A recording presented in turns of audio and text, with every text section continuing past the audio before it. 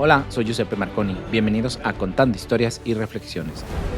Agregados y amigos. Esto es Contando Historias. Disfrútenlo y que le vaya con Giuseppe Marconi. ¿Cómo nació el gusto por ser parte del ejército? ¿Cuáles fueron sus inicios con el ejército? Bueno, vamos a ir un poco atrás en el tiempo. En el lado de mi familia, paterna y materna, no existen militares, a excepción de mi hermano mayor, Edison, y yo. Eso quiere decir que nuestros abuelos no militares, nuestros padres no militares, y bueno. Pero en una época en la cual hubo un gobierno militar, el gobierno militar estableció que para administrar sus diferentes poblados, provincias, cantones, designó a ciertas personas de la jurisdicción. Uno de ellos, los seleccionados, fue mi padre, para cumplir las funciones de concejal dentro del Cantón Mejía. Entonces, él trabajó ahí como concejal y percibió de alguna forma que cómo se conducían los militares en el tema administrativo en esa época. Y tuvo un gran amigo que era militar en esa época, mayor Miguel Domínguez. Bueno, entonces mi padre percibió esos aspectos y dijo, bueno, tengo dos hijos varones, pues vamos a encaminarlos por esa línea. ¿Quién fue el primero en entrar, usted o su hermano? Fue mi hermano mayor con 3 años a mí. Eso pasó prácticamente en nuestra niñez. Y para entrar al colegio militar Eloy Alfaro, hablo de 1982 en mi caso, y en el caso de mi hermano de 1979, había que dar pruebas de ingreso. Entonces, estas pruebas de ingreso eran pruebas académicas, psicológicas, médicas y físicas. Entonces, mi padre, como que ya visualizando lo que le tocaba hacer en un árbol, amarró una cuerda para que ahí esté mi hermano practicando. Y él en esa época tenía 11 años. Entonces yo le veía y todo lo que mi hermano hacía, le seguía y ¿va? Luego de eso el tema de la natación. En el tema de la natación era un reto porque en esa época era complicado pues tener una piscina cercana, pero gracias a Dios en nuestra ciudad, en Machachi, de donde somos, está las piscinas de Tesalia. En esas piscinas que son de agua natural, solíamos bajar trotando hasta la piscina y ahí al agua fría y aprender, en mi caso, aprender a nadar y mi hermano a perfeccionar, porque él tenía que dar las pruebas de ingreso. Eso me sirvió mucho a mí porque yo 3 años después ya estaba en la misma situación. Mi hermano ingresó ya al colegio militar y ya cuando me tocó dar las pruebas a mí, se me facilitó porque yo ya trepaba a la cuerda, ya nadaba, ya trotaba, porque ya lo hice como entrenaba con mi hermano.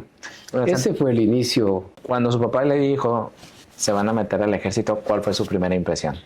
Bueno, ahí éramos niños. Ahí éramos niños y la verdad en esa estructura, a esa época, no había mucho espacio de dar su opinión. Claro, es decir, no había mucho espacio, ¿no? Entonces, claro, y lo hicimos así. Y prácticamente entró mi hermano al colegio militar. Él tenía en esa época 12 años de edad.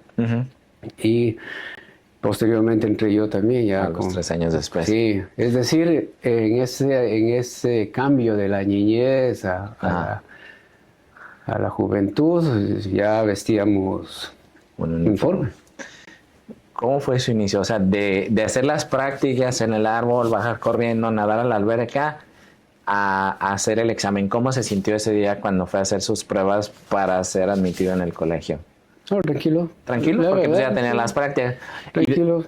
Y después ya cuando ya empezó la escuela del mundo ya del día a día. Claro, cuando ya empezó el tema del día a día era bastante interesante porque era un régimen totalmente diferente a la escuela primaria.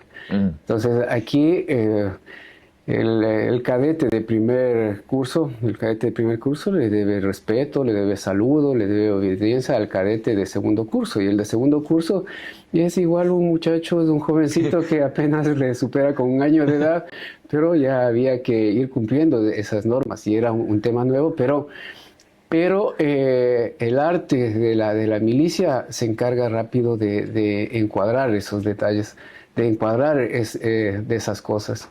Y desde que vas empezando, o sea, vas cumpliendo con esa estructura que tiene. Es por eso que mi hermano estaba, él en cambio, en 4º curso. Claro, y en la casa, en el departamento, era mi hermano. Pero en el colegio... De las puertas para adentro. Claro, era mi cadete Altamirano. Ajá. ¿Cuándo dijo, ok, una cosa es ir a la escuela, a decir, ¿sabes qué? Me quiero dedicar de por vida a esto. Claro, o sea, entonces, quiero continuar. ¿Sabes qué? Es también ahí un tema súper interesante porque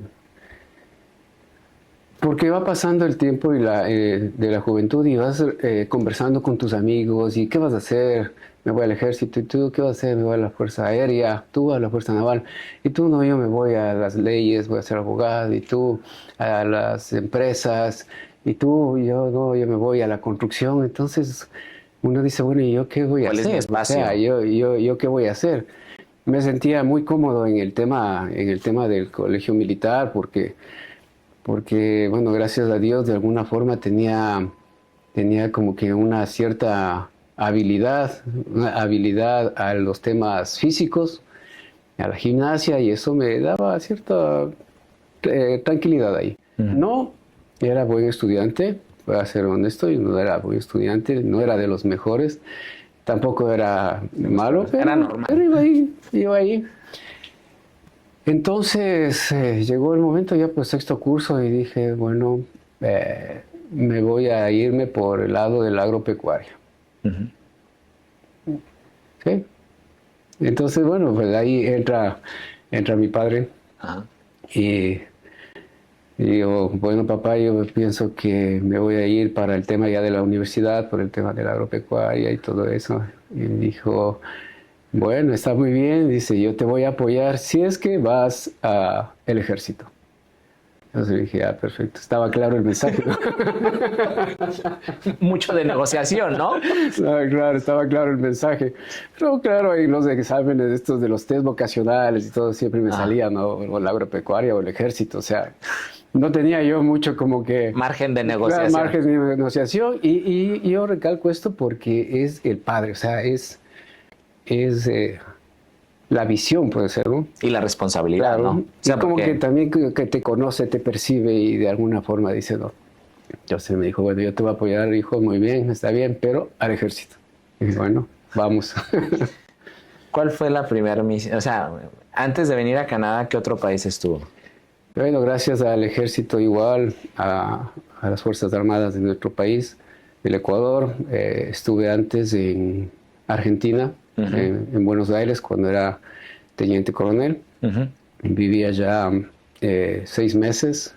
¿Cómo fue esa experiencia? Hermosa.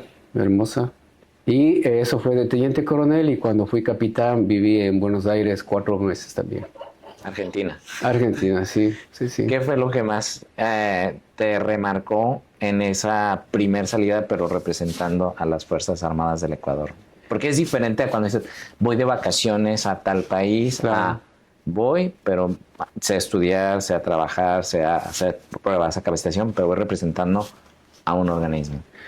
Sí, las Fuerzas Armadas. Bueno, en mi caso fue como cuando estaba en Ecuador y para poder salir del país y representar al ejército en otro país, en temas académicos, en temas diplomáticos, o misiones, hay que cumplir ciertos parámetros. Entonces era como que mi sueño, ¿no? Era mi sueño salir a cumplir una actividad de estudios fuera del Ecuador. Y ahí entra el proceso de esforzarse un poco, de dedicarse más, de ser un poco más minucioso en los requisitos hasta lograrlo. Y así pasó, gracias a Dios. Entonces ya cuando salí a Buenos Aires, hubo la inauguración del curso y ahí estábamos con compañeros de Argentina, estábamos compañeros de México, de España, de Uruguay, y estaba Ecuador. Y ver todas las banderas decía, bueno, o sea, cumplí el objetivo, o sea, lo cumplí. Pero estábamos en cronómetro cero ahora, ¿no? Ahora empezaba el curso, había que ahora trabajar en este curso. O sea, se cumplía el un aspecto y dices, oye, quiero llegar a tal cosa. Sí, ya, sí llegaste, pero sí, ahora el cronómetro cero y hay que correr ahora a donde pensaste llegar. Y ahí ya se forma el día a día y toca ir. Coronel Santiago Altamirano, ¿cuál fue el mayor aprendizaje de esa experiencia? El mayor aprendizaje de esa experiencia fueron varias cosas. Una, el valor de la familia, porque la primera ocasión que yo fui a Buenos Aires fui solo. Fui solo, ya estaba casado con mi esposa Mayra, que es mi esposa. Ya tenía ahí los 3 hijos. Y ya pues, ahí fui solo porque te vas haciendo objetivos. Decía, bueno, 4 meses es un tiempo corto. Bueno, vamos a sacarle el jugo a este tiempo, hacer lo mejor que se pueda, y fui solo. Y ahí valoras mucho la familia, muchísimo la familia, porque ellos estaban lejos los hijos pequeños. El internet estaba ahí también como que apoyando todavía un poco, y las videoconferencias eran como que súper coordinadas, o sea, a veces caía el sistema, a veces no, en ese lado. Fundamental la familia. El otro aprendizaje fue que uno escucha que la gente sale de los países buscando una mejor situación, porque en el país de origen probablemente las cosas no están tan bien, ¿no? Entonces, claro, lo escucha, en mi caso lo escuchaba, lo veía así, pero al vivir este tema me di cuenta de que hay un inmenso valor, valentía de las personas que toman esa decisión para dar ese paso en búsqueda de nuevas situaciones, de nuevas aspiraciones. Y es un paso grande porque yo lo percibí un poco así. Dije, yo estaba solo, pese a que tenía mi trabajo, pero estaba solo. Decía, yo tengo la tranquilidad de tener mi trabajo. Sé que al término del mes me va a llegar el sueldo acá a Argentina, en ese caso. Y decía, ¿y cómo lo hacen las personas que no es las cosas así? Que hay la incertidumbre de que pueden tener un trabajo o que no pueden tener el trabajo y que no van a poder cubrir el dinero para poder pagar su arriendo, o que tienen que ver cómo salen con respecto al tema del alimento, y que están en un país diferente donde no hay familia a la cual recurrir. Me di cuenta de ese aspecto y claro, te ayuda mucho porque cada persona vivimos nuestra propia guerra. Y a veces creemos que nuestra guerra es la más batallada que hay, ¿no? Hay una realidad en cada persona, y cada persona tiene su propia historia, y cada persona tiene sus propias batallas. Se regresa a Ecuador. De las materias, ¿cuál era la más difícil y por qué, como estudiante? Bueno, cuando regresé de Argentina, ya fue estrategia, fue una de las más difíciles, pero que me gustó muchísimo, la verdad me gustó muchísimo. los instructores tienen un conocimiento muy bueno, un nivel cultural muy bueno y me gustó, la verdad, me gustó. Luego de eso, todo lo aprendido había que revertirlo en el ejército, en los cursos a oficiales de menor jerarquía. Trataba de hacer mi mejor esfuerzo para que se vayan transmitiendo esos conocimientos y así fue. Me regreso un poco. ¿Cuál fue la reacción suya cuando terminó la carrera y cuando ya fue oficialmente, dijo, ya acabé los estudios, ya ahora ya nada más es ascender, ascender? ¿Cuál fue su primer palabras para usted mismo? Igual, o sea, la primera fue, conseguiste el objetivo y ahora estás otra vez en cronómetro cero. Tienes que de correrlo.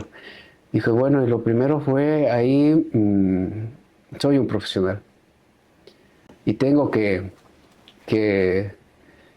demostrar que lo soy y tengo que profundizar en lo que estoy haciendo y bueno, empezar ya a trabajar en lo que decidí hacer. Y esa fue la primera situación y como la institución nuestra nos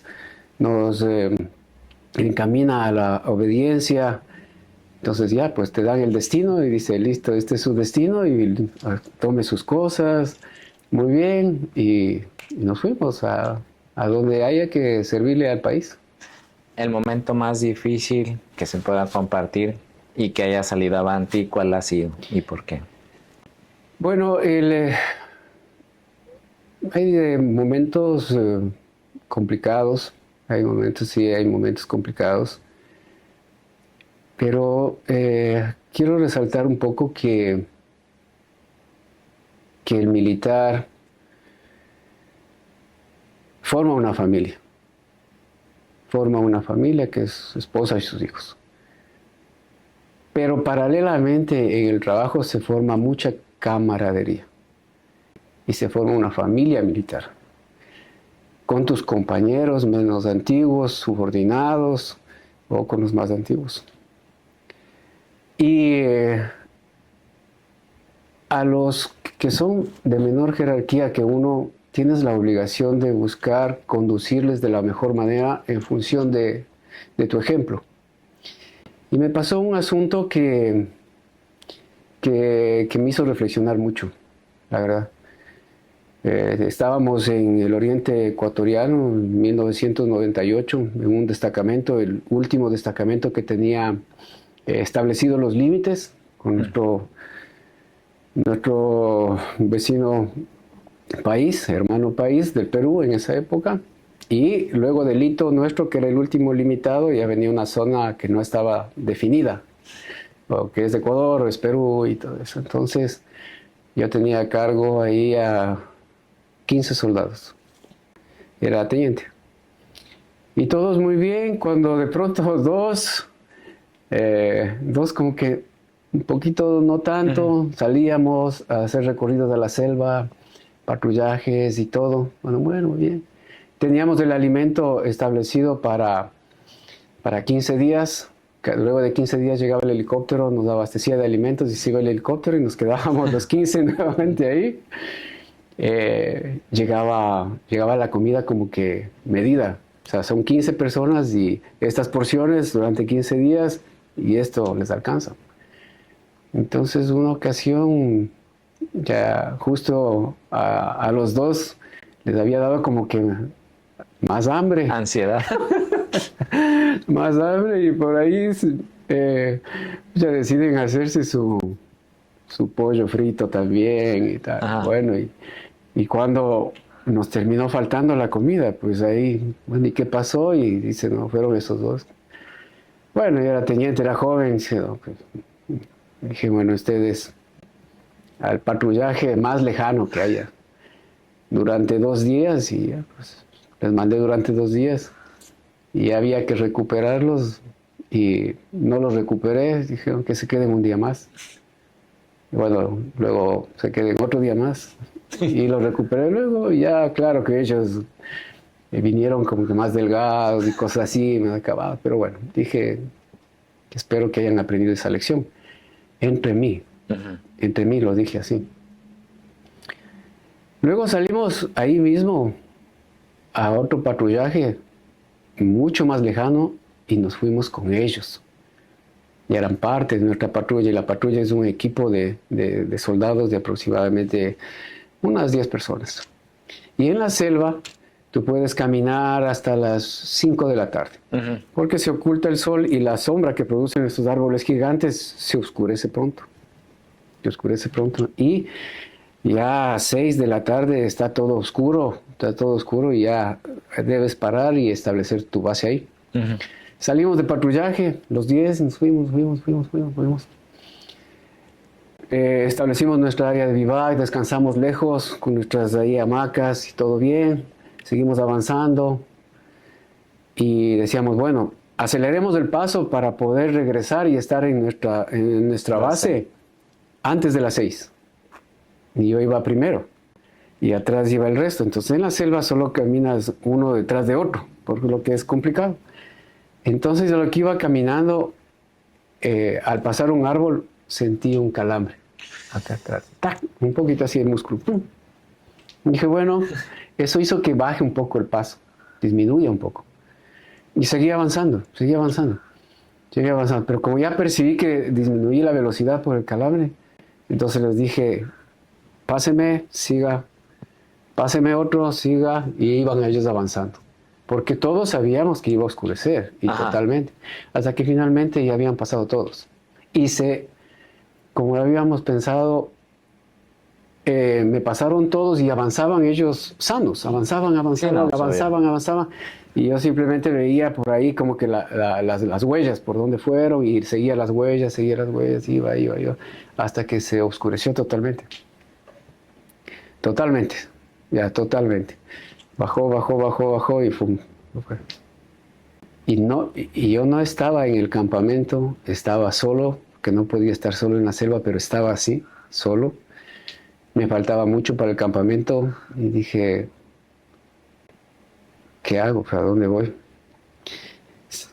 Bueno, mi idea era seguir la huella y ya tenía mucho más fuerte el calambre.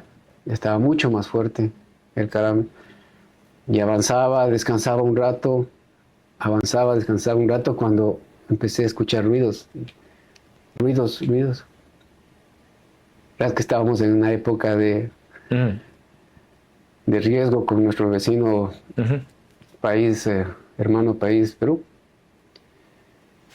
Y me puse muy atento ahí junto a un árbol y escuchaba solamente ruidos porque no veías nada. Cuando de pronto dice, mi teniente. Digo, sí, acá. Y eran los 2 que yo les había mandado por sanción anteriormente. Y digo, acá estoy. Llegaron, dijo, solicito su mochila. Se puso el uno. El otro, solicito su chaleco de combate. Se puso el otro. Dice, vamos, mi teniente. Ya yo, la verdad, pensé que me iban a volver a ver, a rescatar, podríamos decirlo, cualquier persona del grupo que éramos. Pero no estaba en mi mente que iban a ser ellos. Me fueron guiando, nos demoramos, nos caímos, nos levantábamos, pero llegamos a la final, bien tarde ya al campamento. Y me puse a pensar que por qué lo hicieron, ellos. Luego, entre mí deduje que a la final, si haces algo bueno a favor de alguien y ese alguien interpreta que fue para beneficio de él, pese a que haya sido difícil en ese momento entenderlo, la vida probablemente a través de ellos o de otras personas te vuelve lo que hiciste. eso fue el espacio que me dio esa reflexión, la verdad. No, gracias por compartirlo, porque es bonito, ¿no? El verla en situaciones tan complejas y que, como dice usted, ¿no? La persona diría, bueno, pues Que se quede. me comí un poquito para que vean cómo uno adelgaza, pero viendo esa situación, ellos fueron los que fueron por usted y, Sí. y tuvieron la delicadeza de preocuparse por usted y eso, ¿no? Pues con lo que usted se queda al final, que dice, ¿y ahí qué? Sí, sí, sí. Así fue. Cuando le avisaron que iba a ser, ya estaba en proceso para ser, o sea, las posibilidades para ser agregado militar.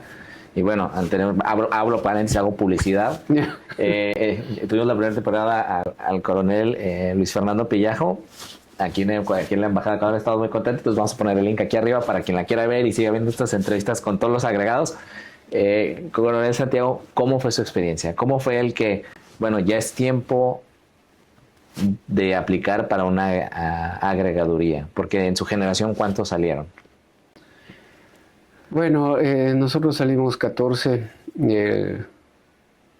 Fue un proceso, podríamos decirlo, que está normado, está reglamentado. Las posibilidades de que salgamos todos, que somos 34,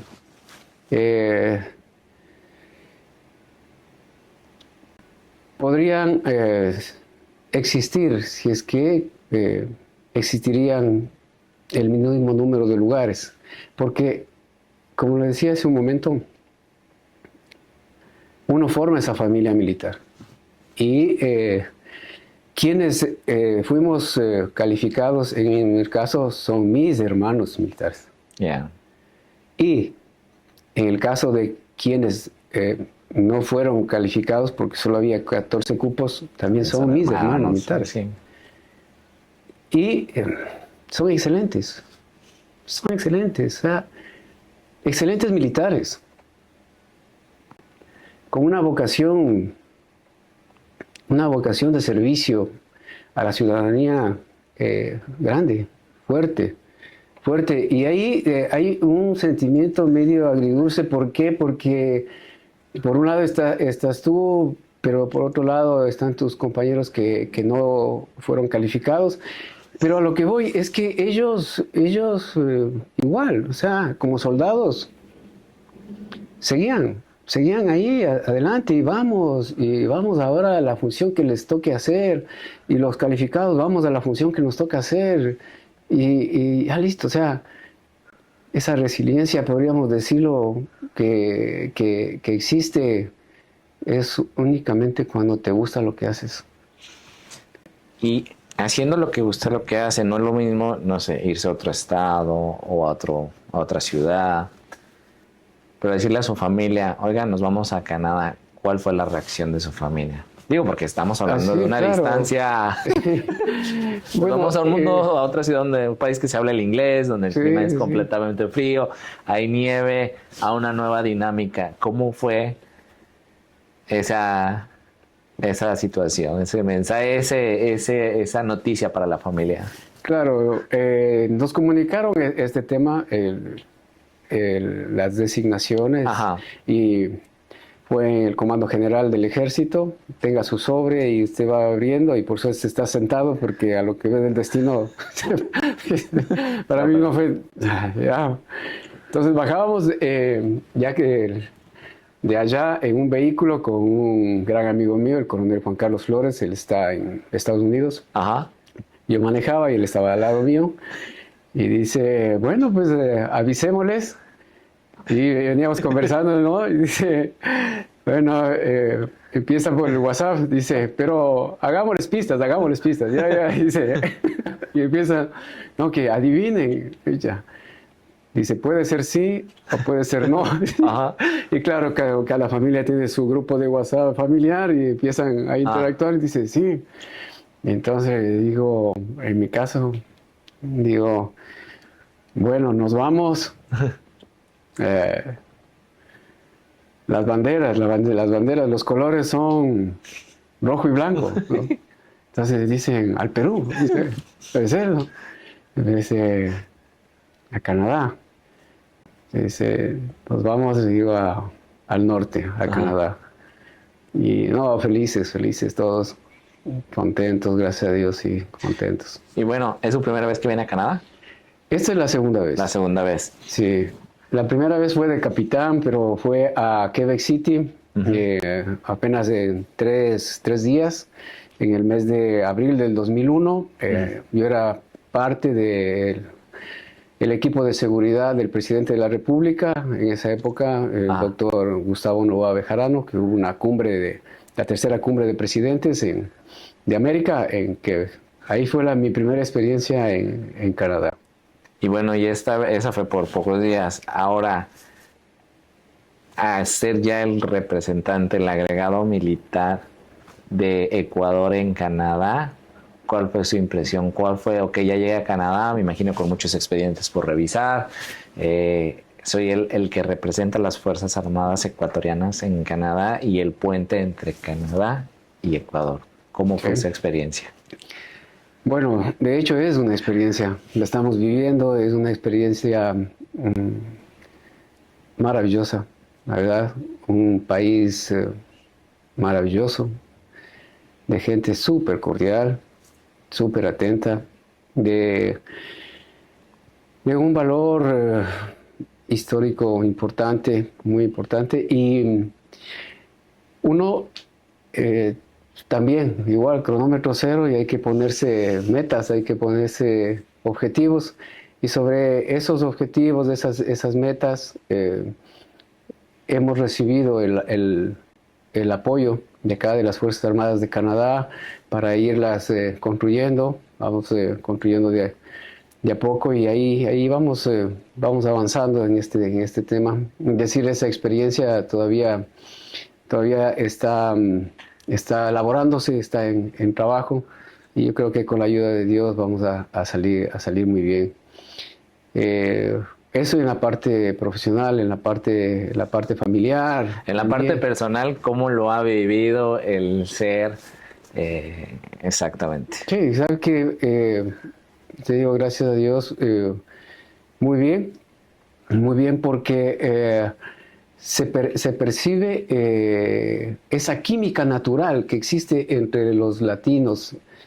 Esa química natural que existe con los ecuatorianos cuando hay alguna actividad, nos identificamos, conversamos, y también lógicamente con los latinos nos percibimos como lo que somos, como hermanos, y eso alienta mucho.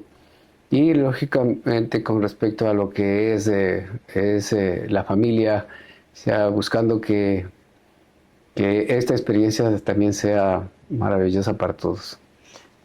¿Qué ha aprendido Santiago Altamirano nuevo que no había aprendido y que lo está desarrollando aquí en Canadá? Bueno, muchas cosas. Acá un tema es el idioma. Vivo en Gatineau, como tú sabes, desde la parte francófona, que bueno, vamos entendiendo también, por acá por el lado del inglés, también entendiéndolo también, de alguna manera, y buscando ser parte buscando comprender. Es así que los agregados militares que están aquí en Canadá tienen esa fortaleza de jugar hockey. Lo hacen muy bien. ¿Usted juega hockey? Muy bien. Yo no, pero gracias al apoyo de ellos, a la motivación de ellos, o sea, vamos, y ahí voy, o sea, tratando de aprender, patinando algo, empezando desde cero. Y esos son los capítulos nuevos que se van elaborando, se van construyendo acá. Coronel Santiago Altamirano, si se tuviera que quedar con 3 aprendizajes de toda su vida, ¿cuáles serían y por qué? Durante la vida lo que he aprendido es que nunca debes decir nunca. Parece como que no, si hay cómo decir nunca, no, nunca hay que decir nunca. Siempre habrá una oportunidad para ser mejor. Siempre habrá una oportunidad para desarrollarse más. Que se combina con el segundo aprendizaje, que es que nunca debes menospreciar a nadie. Jamás debes menospreciar a nadie ni creerte superior de nadie. Y el tercero es confianza. Creo que la confianza mueve montañas. La confianza que tengas contigo mismo y la confianza que te den. Y en el momento que te dan confianza se vuelve un compromiso. Un compromiso, pero en el buen sentido. Un compromiso de por algo confían en mí. Por algo piensan que es posible realizarlo. Así sean las peores circunstancias, las que estén ocurriendo ahí. Entonces, reviertes de esa confianza. Te digo, todos tenemos la oportunidad de mejorar, absolutamente todos. Por eso, si algo a mí me molesta internamente es cuando percibo injusticia, cuando percibo menosprecio, cuando percibo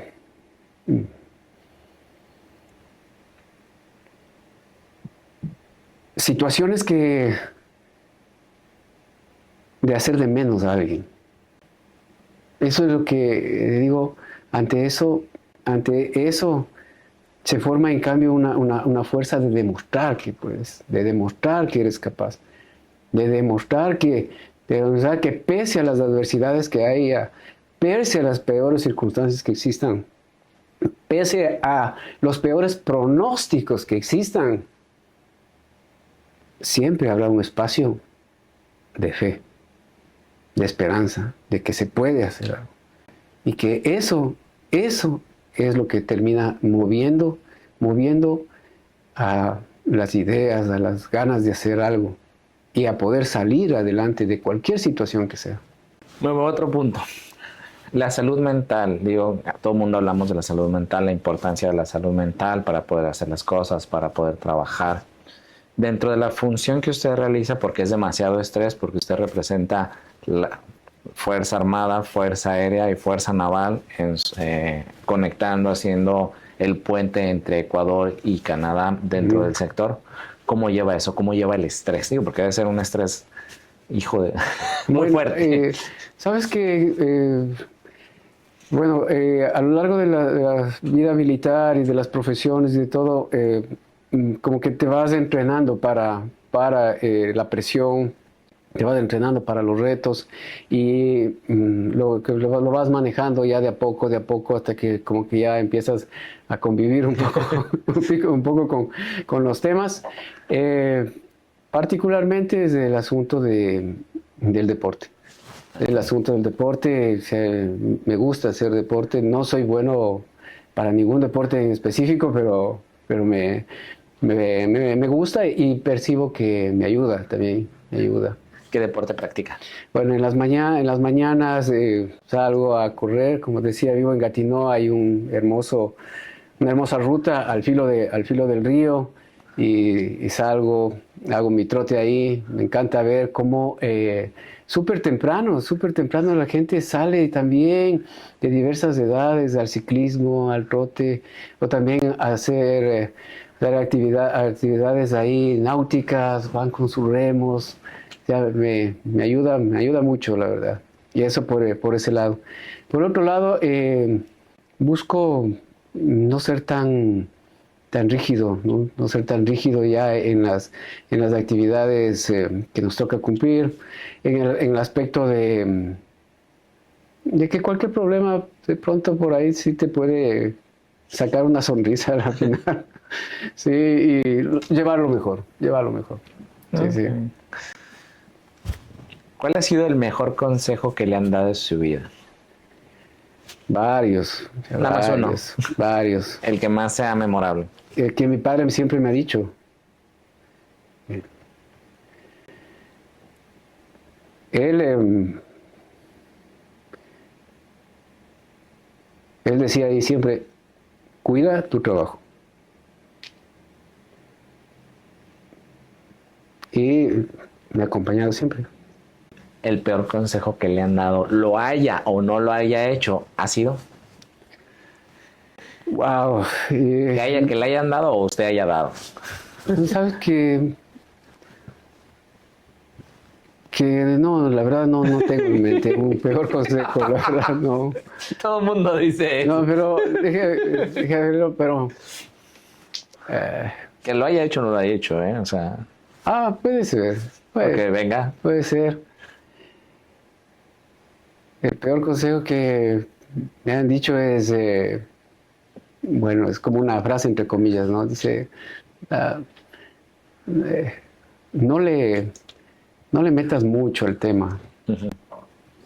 Pero creo que no lo he hecho caso a veces. Y es como que buscas que esté mejor, buscas que salga un poco, que hay como perfeccionar un poco. Entonces a veces dice, oye, no le metas mucho ya. ¿Usted es perfeccionista? ¿Se considera una persona No, perfeccionista? no, para nada, no. Libro, película, obra teatral o cuadro que pudiera recomendar, ¿cuál sería y por qué? Es que me marcó bastante el tema de Mensaje de García. ¿Es un libro, una película? No, es un manuscrito, un folleto pequeñito que lo escribieron en función de un militar americano que le dan una misión. Pero tenían que llegar con un mensaje en Cuba a un comandante guerrillero por parte del ejército, y no sabían cómo hacerlo, porque el comandante guerrillero estaba oculto. Al estar oculto nadie le podía encontrar. Entonces enuncian ahí que dice, si alguien puede encontrarle a él, es Rowan. Entonces dice que venga Rowan, a ver quién es Rowan. Le identifican, llega Rowan y le entregan, dice, necesito que este mensaje vaya y llegue a las manos del comandante guerrillero. Él toma el mensaje, se lo guarda a la altura del corazón y sale a cumplir la misión. Resalta el escrito que dice que Rowan jamás preguntó, y bueno, ¿y quién es el comandante? ¿Pero por qué a mí? Y yo, habiendo otros, ¿por qué justo a mí? ¿Dónde le voy a encontrar? Y en la selva, no. Entonces él sale y entrega el mensaje y bueno. Pero lo que hacen las reflexiones del libro es justamente a lo que manifestábamos. Es eso que cuando te dan una misión, cuando te dan una orden, o cuando tienes un propósito, o cuando alguien confía en ti, ya no existe otro espacio, sino que retribuir esa confianza con las acciones que tengas que hacer.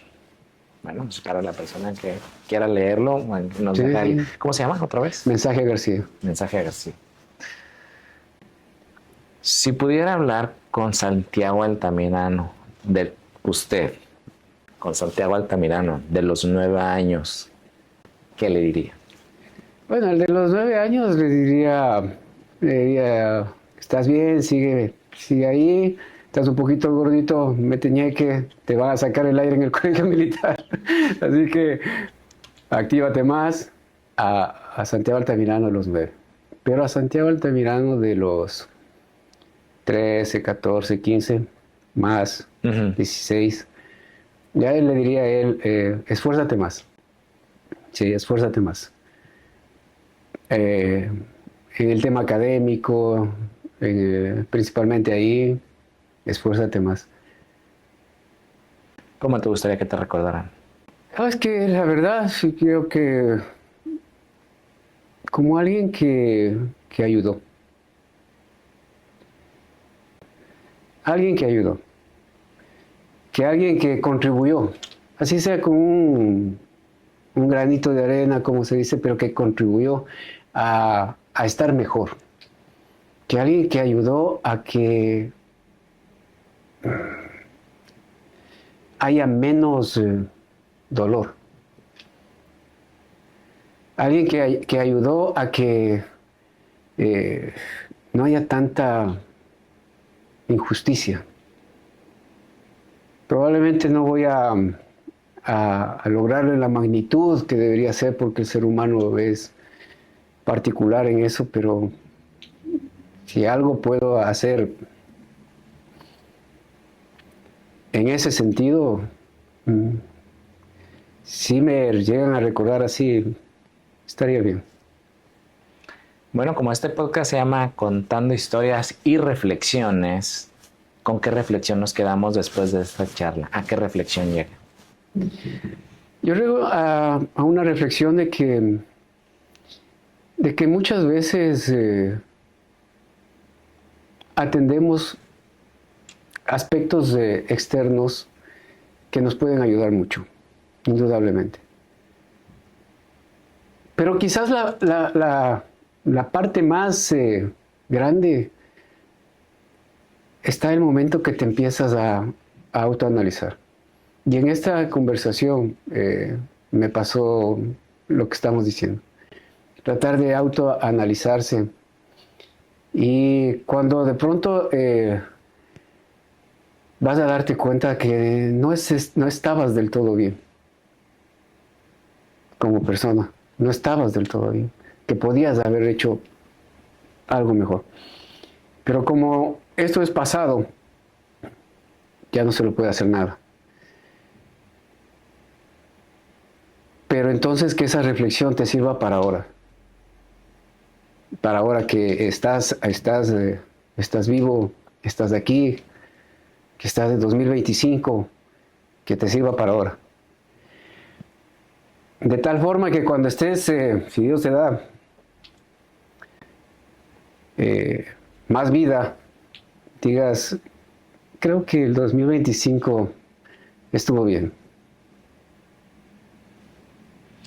Bueno, una de las actividades que tenemos aquí en Contando Historias y Reflexiones, antes de cerrar, es nuestro invitado que inicia, cada invitado con el que terminamos, antes de terminar la temporada, le manda una pregunta al siguiente invitado.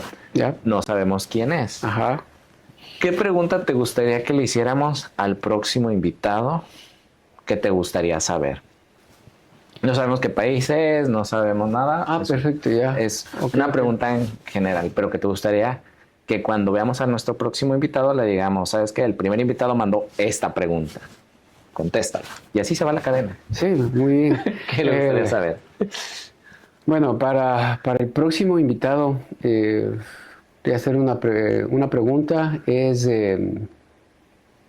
¿cómo piensas aprovechar tu tiempo en Canadá? Coronel Santiago Altamirano, pues muchísimas gracias por este espacio y pues bueno, empezamos la segunda temporada y usted es nuestro primer invitado. Comunidad, gracias por escucharnos, por suscribirse, por darle likes y pues bueno, empezamos con toda esta segunda temporada con el Coronel Santiago Altamirano, agregado de las Fuerzas Armadas del Ecuador, aquí en Canadá. Muchísimas gracias. Muchísimas gracias a todos y éxitos a todas las personas que nos ven.